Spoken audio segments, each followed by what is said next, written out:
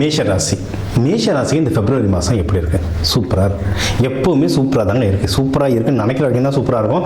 வேறு எதனா யோசினா தான் டல் அடிக்கும். சரி, என்னென்ன விஷயத்தில் ஃபஸ்ட்டு சூப்பராக இருக்கும்? ஏன்னா எல்லாருக்குமே ஐயா நான் கஷ்டப்படுறேன் இப்படி ஆரம்பிக்காதீங்க. அப்படி ஆரம்பிச்சுன்னா அதே தான் இழுத்துட்டு போகும். சரிங்களா? நல்லதுலேயே கான்சன்ட்ரேட் பண்ணால் தான் எந்த நிலைமை வந்தாலும் நம்மளை அப்படியே நல்ல விஷயத்தை கூப்பிட்டு போகும். ஸோ முதல்ல என்னென்ன நல்ல விஷயம் இருக்குது அப்படின்னு தான் நம்ம பார்க்கலாம். ஃபஸ்ட்டு முயற்சி ஸ்தானம். நம்ம தொடர்ந்து பார்க்குற எல்லாருக்குமே தெரியும் முயற்சி ஸ்தானம் சூப்பராக இருக்குது. முயற்சியுடையான் நிகழ்ச்சி அடையான். சரிங்களா? முயற்சி திருவினையாக்கும். முயற்சி இருந்தாலே போதும், முன்னேறத்துக்கு நிறைய வழிகள் இருக்குது. ஸோ முயற்சி ஸ்தானம் சூப்பராக இருக்குது, ரொம்ப சூப்பராக இருக்குது. ஏன்னா உங்கள் முயற்சி ஸ்தானத்தில் குரு இருக்கார். எதுல முயற்சி? படிக்கிற பசங்க படிப்பு முயற்சி, வேலையில் ப்ரமோஷன் முயற்சி, கல்யாணம் பண்ணணுன்றவங்க அதுக்கு அந்த கல்யாண ப்ராசஸுக்கான முயற்சி, மகப்பேருக்கான முயற்சி, அப்படி இல்லைன்னா நீங்கள் வந்து பிஸ்னஸ் பண்ணுறீங்க, அந்த லோன் வாங்க போகிறேன், இல்லை பிஸ்னஸ் எக்ஸ்பேண்ட் பண்ண போகிறேன், இந்த முயற்சிகள், இல்லை கவர்மெண்ட் எக்ஸாம் எழுத போகிறேன், பேங்க் எக்ஸாம் எழுத போகிறேன், இந்த முயற்சிகள், எந்த முயற்சிகள் பண்ணாலும் வெற்றி அடைய அதிகமான வாய்ப்புகள் இருக்குது. அப்போ நான் தொட்டதெல்லாம் தொடங்குமானா அதுக்கான வாய்ப்புகள் இருக்குது. அது கூடவே இந்தந்த தெய்வ முறைகள், அது கூடவே என்னென்ன உழைப்புகள் நம்ம ரெகுலராக பார்க்கணும் தெரியும். நம்ம வந்து இந்த சீடு தெரப்பிலாம் கொடுப்போம். என்ன தானியங்கள் கையில் வச்சுக்கணும், எந்த மாதிரி கலர் ட்ரெஸ்லாம் போடணும், இந்த ட்ரைனிங், இந்த டீட்டெயில்ஸ்லாம் நம்ம சொல்லிட்டு வருவோம். ஒன்றும் அதெல்லாம் ஃபாலோ பண்ண உருவேறிட்டே இருக்கும். நீங்கள் தான் எந்திரம் ஏற்றிக்கிட்டே போகணும். சரிங்களா? ஸோ நல்ல பாயிண்ட்டு, முயற்சி ஸ்தானம் நல்லாயிருக்கு. இப்போ முயற்சி ஸ்தானம் தொடர்ந்து என்னென்னு பார்ப்போம். முக்கியமாக இன்வெஸ்ட்மெண்ட் நல்லாயிருக்கு. நீங்கள் எதனா வண்டி, ஏன்னா மேஷராசிக்கெலாம் வண்டி ஓட்ட பிடிக்கும். இந்த ஊரில் இருக்க பாதி ஃபாஸ்ட்டான பைக்கு, ஃபாஸ்ட்டான காரில் யாருன்னு பார்த்தா மேஷன் தான் வாங்குவாங்க. இல்லை ஸோ உங்களுக்கு இந்த கார் வாங்கணும், இல்லை வண்டி வாங்கணும், ஐயா எனக்கு கார் வாங்க வசதி இல்லைன்னா எக்ஸாம்பிள் சொல்கிறேன், உங்களால் எந்த வண்டி வாங்க முடியுமோ அந்த வண்டி வாங்குறதுக்கான கொடுப்பினைகள் அதிகமாக இருக்குது. வீடு வாங்கணும், நிலம் வாங்கணும் அப்படின்னா அதுக்கான கொடுப்பினை இருக்குது. இப்போ சில பேர் சொல்லுவாங்க, ஐயா காசு இல்லை நான் எப்படி வீடு வாங்குறது? கோடியில் லட்சங்கள்லேயே யோசிச்சுட்டு இருக்காதிங்க. நம்ம ஊர் பக்கத்துலேயே பிளாட்லாம் இருக்குது. ஏதோ ஒன்று சின்னதாக ஸ்டார்ட் பண்ணுங்கள். நீங்கள் ஒரு விஷயம் சின்னதாக ஸ்டார்ட் பண்ணும்போது அது வந்து அடுத்த பெரிய விஷயத்தை எடுத்துகிட்டு வரும். அப்படி பண்ண முடியலை அப்படின்னா நம்ம சில பரிகார முறைகள்லாம் சொல்லுவோம். வீடு வாங்குறதுக்கு, வீடு கட்டுறதுக்குலாம் சில பரிகார முறைகள் சொல்லுவோம். அதெல்லாம் ஃபாலோ பண்ணுங்கள், சூப்பராக ஒர்க் ஆகும். ஸோ இதுக்கான கொடுப்பினைகள் இருக்குது. வண்டி வாங்குறதுக்கு முன்னாடி ஒரு தடவை ஃபோன் பண்ணிட்டு எந்த மாதிரி வண்டி வாங்கலாம், எந்த கலர், எந்த நம்பரில் வாங்கலான்றதை கேட்டுட்டு வாங்கினீங்கன்னா இன்னும் வின் ஆகிறதுக்கு நிறைய வாய்ப்புகள் இருக்குது. சரி, அடுத்து வந்து நீங்கள் வந்து வேலையில் எதாவது ப்ரமோஷன் ட்ரை பண்ணலாம். சில சிக்கல்கள் இருக்கும், தெய்வ வழிபாடு சொல்கிறேன். ஆனால் மற்றபடி ஜென்ரலாக வேலை பார்க்குற இடம் ஓகேவாக தான் இருக்குது. பெஸ்ட்டு என்னென்னா திருமணத்துக்கு டைம் ரொம்ப சூப்பராக இருக்கும். சரிங்களா? திருமணம் தாராளமாக ட்ரை பண்ணலாம். இது வந்து சில பேர் சொல்லுவாங்க, ஐயா எனக்கு தள்ளி போயிட்டே இருக்குது. அது இப்போ வந்து நம்மளுக்கு 7.5 சனி வேறு ஸ்டார்ட் ஆகிருக்கு. இந்த டைமில் ஆக்சுவலாக தடங்கள் லைட்டாக வந்துகிட்டே இருக்கும். அப்போ தடங்கள் தான் வருமா? அப்போ அடுத்து 7.5 வருஷம் நான் சும்மா உட்காந்துருக்க முடியும் கல்யாணம் பண்ணாமல்? அப்படி இல்லை, எல்லாரும் கல்யாணம் பண்ணணும். ஆக்சுவலாக 7.5 வருஷத்தில் தான் நிறைய பேர் கல்யாணமே நடக்கும். என்னென்னா நாள் ஹோரையெல்லாம் பார்த்து பண்ணிங்கன்னா சூப்பராக வின் பண்ணலாம். எப்படி? ஜென்ரலாக புதன், வியாழன், வெள்ளிக்கிழமை, புதன் ஹோரை, குரு ஹோரை, சுக்கிர ஹோரை, இதிலலாம் போயிட்டு மாப்பிள்ளை வீடோ பொண்ணு வீடோ பார்த்துட்டு வர்றது, பூ வைக்கிறது, நிச்சயதார்த்தம் பண்ணுறது, கல்யாணம் பண்ணுறது, இந்த மாதிரி நாள் ஓரைகள் பார்த்து பண்ணிங்கன்னா சூப்பராக வின் பண்ணலாம். இதை தாண்டி உங்கள் ஜாதகத்துக்கு இந்தந்த நாள் நல்லாயிருக்கும், இந்தந்த நேரம் நல்லாயிருக்கும்லாம் சில விஷயங்கள் இருக்குது. அது வேணும்னாலும் கால் பண்ணுங்க, நான் சொல்கிறேன். அதை ஃபாலோ பண்ணும்போது நம்ம ஜெயிக்கிறதுக்கான அதிகமான வாய்ப்புகள் வரும். சரி, எந்தெந்த விஷயத்துலலாம் உஷாராக இருக்கணும்? மனக்குழப்பங்கள் இல்லாமல் இருக்கணும். மனசு தான் ரொம்ப குழப்பம். ஏன்னா இது ஆக்சுவலாக இவங்க மேஷ ராசி லக்னம் 2 பேருக்குமே சொல்கிறேன். இவங்க வந்து அதிகமாகலாம் ரொம்பலாம் உட்காந்து யோசிச்சுட்டுலாம் இருக்க மாட்டாங்க. இறங்கி பட்டு எடா வண்டியை போடுறாங்க, 4 போட்டு போயிட்டே இருப்பாங்க. ரொம்ப யோசிக்க மாட்டாங்க. யோசிக்க வச்சாலே இவங்க ஸ்ட்ரெஸ் ஆகிடுவாங்க. ஆனால் இப்போ அவங்களுக்கு வந்து ஏகப்பட்ட மனக்குழப்பங்கள் இருக்கும். கேது பகவான் பாதிப்பால், சனி பகவான் பாதிப்பால். ஸோ முடிஞ்ச அளவுக்கு அமைதியாக இருந்தீங்கன்னாவே மனசு உங்களுக்கு ஒரு நிலைக்கு ஒடுங்கினாலே உங்களுக்கு முக்கால்வாசி பிரச்சனை தீர்ந்துடும். மனசை ஒருநிலைப்படுத்துறது தான் மெயினாக இருக்கும் உங்களுக்கு. இப்போ சரி, எப்படிலாம் ஒருநிலைப்படுத்தலாம்? தவம் பண்ணலாம், மெடிடேஷன் பண்ணலாம், யோகா பண்ணலாம். சில பேருக்கு வந்து மெடிடேஷன்லாம் கொஞ்சம் கஷ்டமாக இருக்கும்னா யோகா பண்ணுங்க. ஏன்னா மேஷராசி லக்னக்காரங்க வந்து உடம்பு வந்து துருன்னு ஓடிட்டே இருக்கும். யோகா ட்ரை பண்ணுங்க. யோகா பண்ண முடியல, வாக்கிங் போங்க, ரன்னிங் போங்க, ஃபிசிக்கலாக ஏதோ ஒரு ஆக்டிவிட்டி பண்ணிக்கிட்டே இருங்க. கோவிலில் போனாலும் ஒரு இடத்துல உட்காந்து நிறைய பேர் தவம் பண்ணுவாங்க. மேஷராசி பார்த்தா உட்காந்துட்டு யார் என்ன பண்ணுறாங்க வேடிக்கை பார்ப்போம். நம்மளுக்கு அந்த உடம்பு வந்து ஓடிக்கிட்டே இருக்கும். நீங்கள் வந்து கோவில் வளம் வாங்க.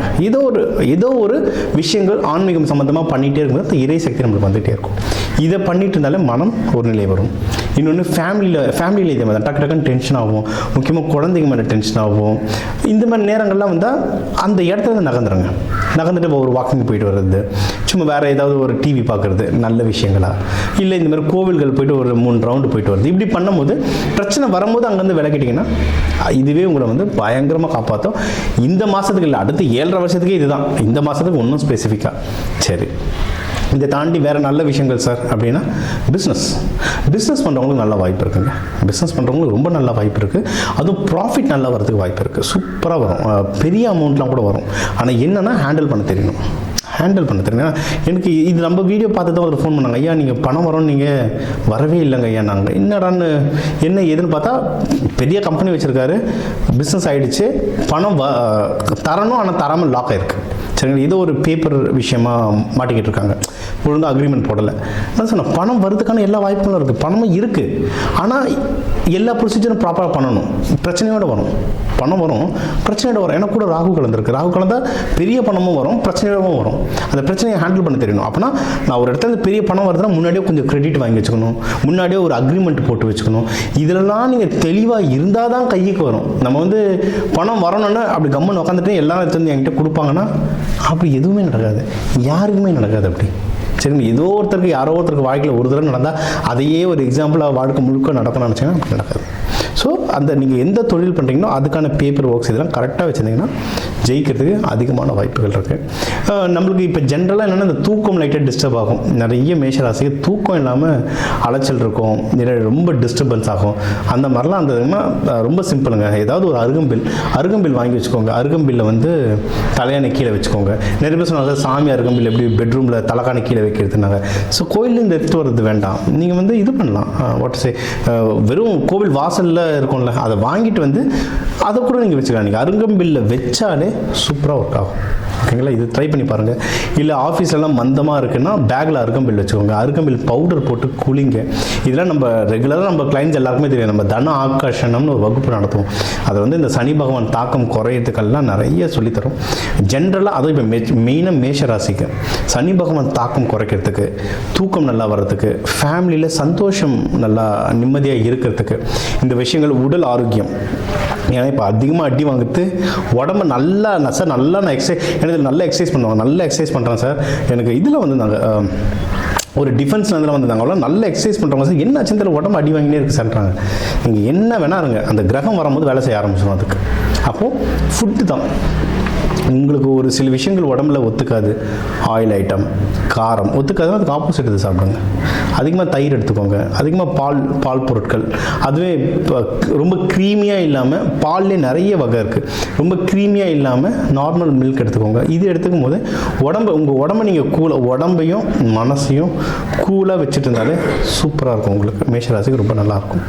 சரி, இதெல்லாம் தான் ப்ராக்டிக்கல் அஸ்ட்ராலஜி. எல்லாரும் நீங்கள் எல்லாம் சாமியே சொல்லுங்கள், கோவிலே சொல்லுங்கன்னா, சாமி கோவிலில் போய் என்ன பண்ண போகிறோம்? சாமி கும்பிட்றோம்.